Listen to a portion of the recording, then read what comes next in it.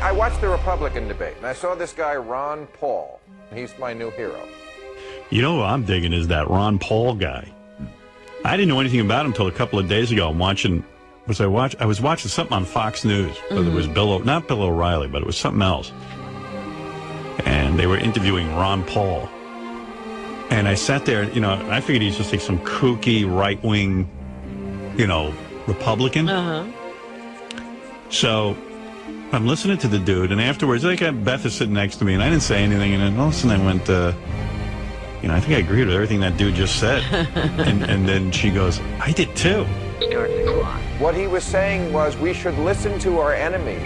We would actually make ourselves safer.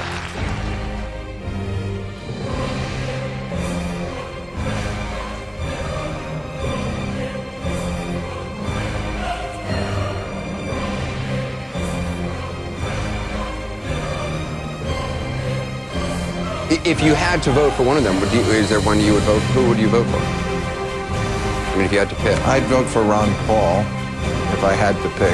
I mean, Ron Paul is at least not a pander. He's sincere. He's got the right ideas about getting our troops home. And, I like Ron Paul. I think he's cut from a different cloth than the rest of those people who are, of course, selling their souls to the corporate interests who back them.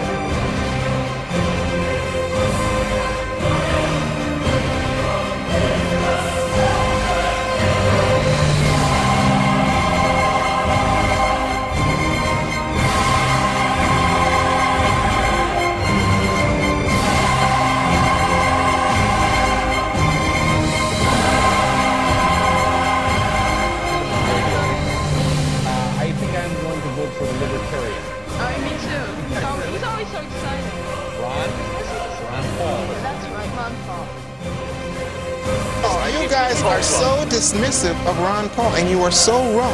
I would argue, and I have argued, in fact, in print, we are living in the age of Ron Paul, that Ron Paul is the father of tea parties, of limited government, of saying we got to cut back on taxes. And I say this too, that Ron Paul, in terms of his arguments on Afghanistan and Iraq, that you want to just knock off this table, is in line with the American people who have serious questions about what's going on. He is a true libertarian across the board, and he was way ahead of everybody else for the longest time.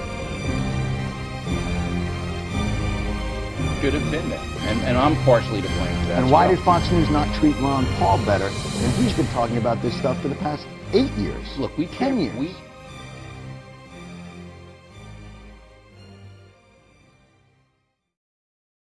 Congressman Paul, I think you have questions and concerns about the bonanza in the hedge fund industry, do you? Yes, I think this is not a consequence of free markets. What's happening is there's transfer of wealth from the poor and the middle class to the wealthy. This comes about because of a monetary system that we have. When you inflate a currency or destroy a currency, the middle class gets wiped out. So the people who get to use the money first, which is created by the Federal Reserve System, benefit. So the money gravitates to the banks and to Wall Street. So that's why you have more billionaires than ever before. Today, this country is in the middle of a recession for a lot of people. Michigan knows about it. Poor people know about it. The middle class knows about it. Wall Street doesn't know about it. Washington, D.C. doesn't know about it. But it's because of the monetary system and the excessive spending. As long as we live beyond our means, we are destined to live beneath our means. And we have lived beyond our means because we are financing a foreign policy that is so extravagant and beyond what we can control. We owe $70 trillion. I understand that, but Those due to walk out a $4 trillion solution, which is basically just a way for the Democrats to avoid dealing with this until 2017. I'm not here to talk about plans to deal with this till 2017. I'm saying we've got a real problem, and I'm tired of Republicans and Democrats who either want Republicans who want to burn the place to the ground, and Democrats, with all due respect, who want to offer a plan that gets it through their end of their second term of their presidency, and then screws me and my kids when it's over. And until we do that, we have to deal with the extraction that is at foot. It is the reason the financial markets are behaving the way they're behaving. That is a mathematical fact. This is not some opinion. This is a mathematical fact. Tens of trillions of dollars are being extracted from the United States of America. as well as the spending here at home, and we're depending on the creation of money out of thin air, which is nothing more than debasement of the currency. It's counterfeit, and it is a natural, predictable consequence that you're going to have people benefit from it and other people suffer. So if you want a healthy economy, you have to study monetary theory and figure out why it is that we're suffering. And everybody doesn't suffer equally, or this wouldn't be so bad. It's always the poor people, those on retired incomes, that suffer the most.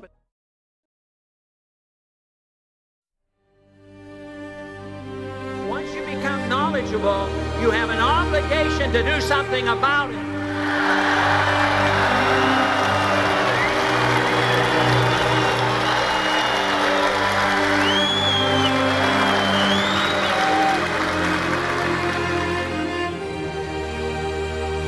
You just never heard this logic from someone who's actually going to run the country. It's got Ben Affleck here. They're screaming for Ron Paul.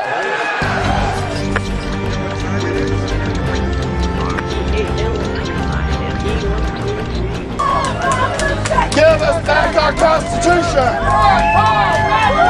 Give us back our Constitution!